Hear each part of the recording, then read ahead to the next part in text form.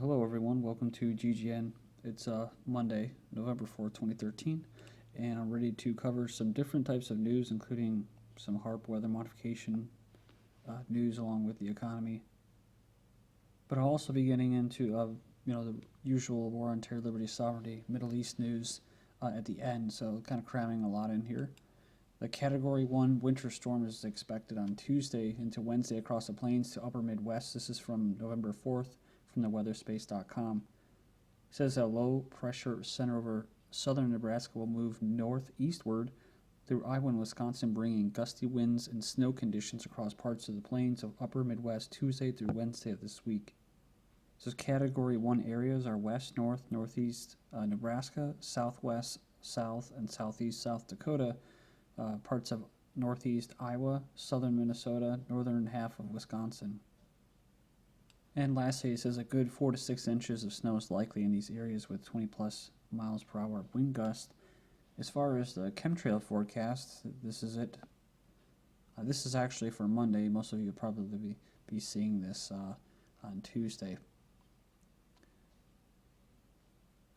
But this is what it'll look like on Tuesday as far as the major focus is up in basically the upper peninsula of Michigan, northeast of, southeast Canada, northeastern part of the United States, basically.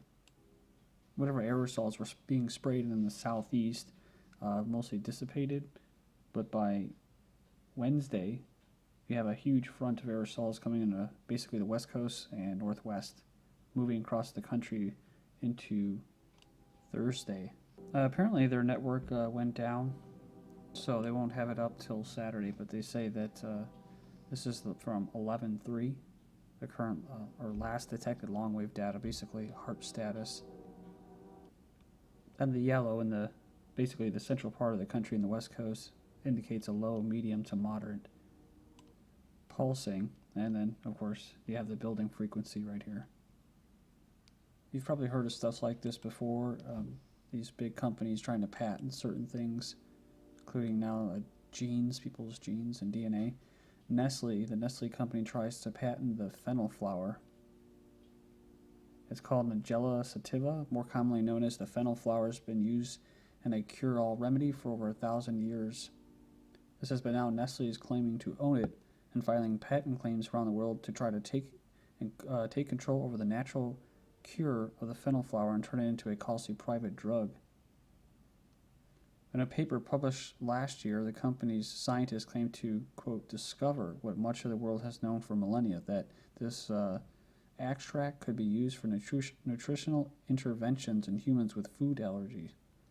But instead of creating an artificial substitute or fighting to make sure that the remedy was widely available, Nestle is attempting to create a Nigella sativa monopoly and gain the ability to sue anyone using it without Nestle's permission. Prior to their outlandish patent claim, researchers in Egypt and Pakistan had already published studies on the same powers or curative powers that Nestle was claiming. They said that it had done this before in 2011. They tried to claim credit for using cow's milk as a laxative, despite the fact that such knowledge has been in Indian medical texts for thousands of years. Many Americans are still optimistic about the way things are. Yes, they feel powerless, but at the same time, they'll convince everybody that it's their duty to vote and support military operations wherever. And right here it says Americans say America is still number one for now. It says who Americans believe will be the world dominant economic power 5 to 7 years from now. The U.S. says 43%, less than half of those polled think the U.S. will be the world's dominant power. Said over 36% of those polled think China will be the world's dominant economic power. It says that the U.S. Is actually number one by wide margin. Their GDP is twice China's, and when measured on a per person basis, the U.S. has an 8-to-1 edge over China. But again, it's just like politics, to me personally, I think that most of the world economy is kind of managed. Then all we're seeing now is an East trading bloc and a West trading bloc. And who knows, maybe someday we'll see a central trading bloc in Africa, in the Mideast. But something else too, China is actually, I think they passed the U.S. for the biggest oil consumer or importer. And right now, the U.S. actually just hit a milestone. They became the biggest oil and what was it? Oil and natural gas producer. So something I thought about today is, why would the powers that be give the economy as far as producing things, industrialization, that to China and India? And I thought about it. I'm like, well, all those two countries make up, not a majority, but a good majority at least of all the world's population, most of the people. And maybe it's they didn't want to give one nation too much power because they'll have some self-determination, but also it actually is used as a form of population control. When you think of kind of post-industrial nations, such as the United States, you can see that well, I don't want to say indigenous, but at least in Europe, let's just use Europe for example, the indigenous populations there, they have become more technical and stuff like that. Their birth rates are down. That's what I'm getting at, and they have to stem those and fill the gaps with immigrants. That's what they're doing. So instead of promoting the people there that are ethnic Germans to have more kids, they're just importing a bunch of people in places that they bomb. We're talking about, well, maybe eventually, Africa and the Mideast, but right now what they're doing is that they're bombing these people. They're creating refugees that will fill the gaps in Europe and in America. And if they're lucky, eventually, like in parts of Africa where it is getting better, they'll be turned into good consumers that will get a credit card and all that, and a car and a cell phone. And they'll get, of course, education systems, schools to brainwash them, and that's basically saying, well, you got to be better than China and the United States. You got to be the best. You got to be the best consumer. I saw this article because that just didn't sound right to me a little bit, but who knows? From March 23rd, by the time Obama leaves office, U.S. will no longer be number one. By 2016, title will be handed over to number 2, China. And there's this article here, how chicken got approval to process and export U.S. chicken. I've covered this before, but it says here that they're going to allow U.S. chicken to, that's raised there, to be sent to China to be processed and then sent back to America. And someone made a very good point. This is what big corporations in the United States and whoever these powers that be are. This is what they think of the American worker, the labor force in America.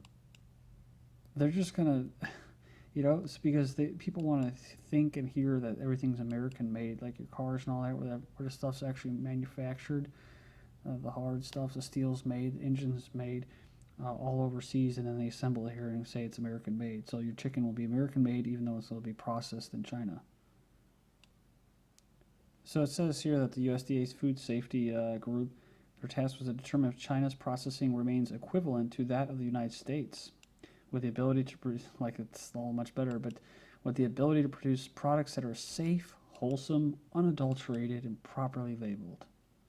This means that 4 poultry processors in China will be able to ship cooked poultry products to the U.S. The chickens will have to originate here, but it will also might be the first step towards a day when birds raised and slaughtered in China could fill dinner plates in the U.S. So that should be a very scary thing because they actually have incidences of bird flu out there in coming from chickens and that in China. And we covered this before. October 23rd of this year, China reports second H7N9 bird flu case in October. You also have the scientists tinkering with the bird flu, trying to weaponize it and make it mutated. And they're going to go ahead with that now. Scientists plan new, potentially controversial bird flu research. They want to understand how the flu passes between people. So kind of like how the scientist was searching or researching the bubonic plague, and he ended up dying in the lab. Obama wants global teams to create more foreign investment for the U.S. So, American made, right? He'll create new global teams led by U.S. ambassadors as a way to increase foreign investment in the U.S. economy with the aim of producing more jobs for the middle class. The last U.S. lead smelter closed shop. It says about 145 employees down there in Missouri will lose their jobs at the end of December because of the plant's closure. It says a Doe-run company said. The plant's operated for more than a century and is the lone remaining lead smelter in the U.S. Announced in 2010 that it will cease operations at the end of the year. It says the U.S. EPA said the company made a business decision to shut down the smelter instead of installing pollution control technologies needed to reduce sulfur dioxide and lead emissions as required by the Clean Air Act. So, this thing will screw a lot of people over. You go to the emissions for your car and stuff, have to, you end up losing your car because you can't afford the part. So they're really ridiculous about this, and they don't give a shit about clean air and all that crap. This is a strategic move, part of the economic warfare and redistribution of economies, really. I mean, the whole thing about a Clean Air Act, they're spraying fucking aerosols in the sky. You think they care about clean air? They give tax subsidies to companies who exploit and fraud people, but they can't help a company that's the last smelter here to keep going, so they can put them on some kind of program so they can pay this off and keep their company going. So some of this news is getting kind of recycled in here that I covered recently, but I thought I'd just throw it in there. The U.S. is stopping to finance coal plants abroad. They're saying it's a huge shift. It comes after years of federal support for coal projects abroad, and it's a shift that could divert billions of dollars away from a cheap source of electricity that contributes heavily to global warming. Of course, that's a bunch of BS too, but they could create subsidies for better solar panels and whatever. But no, the people that put Obama in office, the energy companies, natural gas, they're going with that. And even if it means busting up the ground and contaminating water supplies, killing livestock, screw it, right? It's about clean air and clean water. And global warming being caused by chemtrails and aerosols and weather modification and Haarp. And Pennsylvania food banks fear effect of cut and food stamps. The food pantries and other organizers who are feeding the hungry are warning that they'll be unable to plug the hole being left by reduction in federal funding for food stamps. It's tight. The government now wants to have a budget. They want to stick to it, right? They want to be fiscally responsible. As Obama says, we got to get our fiscal house in order.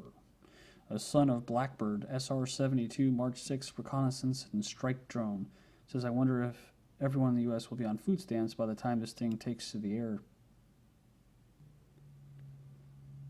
So they're talking about this U.S. Air Force and Lockheed Martin coming up with this super drone.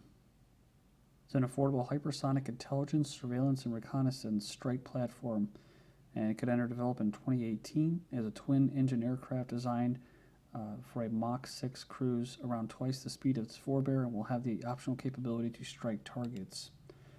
U.S. nuclear upgrade over the next decade, $350 billion to $400 billion towards nuclear weapons. It says that modernization work of this kind is expensive, but there is no doubt that the investment is necessary. And really, the future, the future's all kinds of different types of weapons, including lasers, but kinetic energy weapons has been tested. I covered this recently, testing the advanced conventional precision warhead. The precision weapons used at hypersonic speeds. So, kinetic energy, projectile warheads. I saw this article, American NATO war game came close to provoking the Soviet Union into launching a nuclear attack. And the first thing I thought was what I just covered, right? 6,000 NATO troops try to intimidate Russia with an exercise from November 2nd, the largest strategic war game, followed by Moscow conducting a large-scale nuclear attack. I think this is propaganda here, but North Korea using Russian technology to create electromagnetic pulse weapons. I've heard this before, but they're just laying this out so when they carry out a false flag, they can blame it on North Korea. After the electricity grid goes down, or they can blame it on the Syrian Electronic Army. According to a new book, it says that last year Obama reportedly told his aides that he was really good at killing people, talking about drones. Speaking of drones in Pakistan, where they're over here trying to say stop drone striking us, they actually did it. U.S. broke promise of no drone strikes during a Pakistan peace talk. They were assured by the U.S. government that they would not carry out any drone strikes. The U.S. State Department shrugged off the complaints. Pakistan said that the U.S. murdered the peace talks. This is GGN and I'm Darko. Thank you.